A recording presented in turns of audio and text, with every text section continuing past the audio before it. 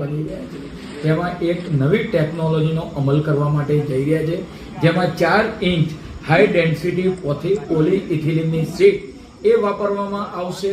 અને ખાસ કરીને ડામરના રોડ બનાવતી વખતે 3 લેયર જે કરવામાં આવે છે એની અંદર નીચેનું બેઝ લેવલ જીએસબી, તદુપરાંત WMM 200 mm ના 2 લેયર, એની જગ્યાએ 1 લેયરનો ઘટાડો થશે. અને જે સ્ટીલ વાપરવામાં આવે છે લોખંડ, એ વાપરવું નહીં પડે. 4 ઇંચનું હાઈ ડેન્સિટી પોલીઇથિલિન શીટ વાપરીને ફક્ત 2 લેયર વાત કરીએ કે WMM ના કરવાના રહેશે. અને એને આધારે જે કિંમત છે રોડની, એ રોડની કિંમતમાં લગભગ 30% ઘટાડો થશે. અને જે સળિયા બાંધવા માટે લોખંડના સળિયા સ્ટીલ વાપરવામાં આવે છે એની પણ બચત થશે.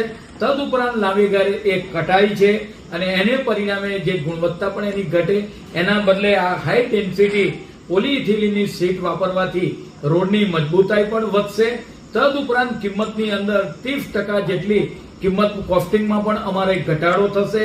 એટલે કે 1 કરોડની જો રોડ હોય તો એ 70 લાખના ખર્ચે એટલે 30% જેટલો એનો ઘટાડો થશે. અમદાવાદ મહાનગરપાલિકા દ્વારા આવનાર સમયમાં એનો પાયલોટ પ્રોજેક્ટ શરૂ કરી આગામી સમયમાં આ ટેકનોલોજીનો ઉપયોગ કરી સમગ્ર શહેરમાં કઈ રીતે ઉપયોગ કરાય તે વિચારવામાં આવશે. ભારત દેશમાં અત્યારે આ કોઈ જગ્યા પર આ પદ્ધતિ અમલમાં છે?